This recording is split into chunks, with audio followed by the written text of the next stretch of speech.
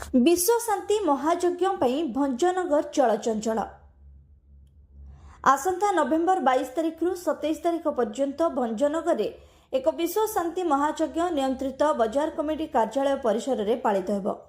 एने विभिन्न वर्गर व्यक्ति विशेषों को नहीं प्रक्रिया आरंभ होता बेले आज एथिपाई सहरर मुख्य रास्तार कार्यालय को शुभारंभ कर विधायक प्रद्युम्न कुमार नायक मुख्य अतिथि भाव जोगदे यार शुभारंभ करथिबा बेले नगरपाल गोपबंधु महापात्र उपाध्यक्षा शुभश्री दास प्रमुख अतिथि भाव जोगदे।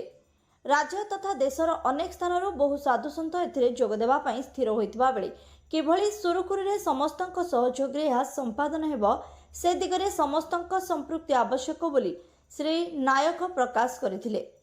वैदिक पुरोहित उपेन्द्र कुमार मिश्र पूजा कार्य संपादन करथिले। एथिरे 21 कुंडिय घृत यज्ञ सह नामयज्ञ अन्नयज्ञ गोयज्ञ और गानयज्ञ भली पंच महायज्ञ अनुष्ठित हेबो। एही समय प्रतिदिन प्राय 10,000 ऊर्ध्व श्रद्धालुओं समागम होगा नहीं प्रस्तुति करा जाउथबा बेले ताकु सठिक परिचालना करबा निमंते आज कार्यालय शुभारंभ करा जायछि।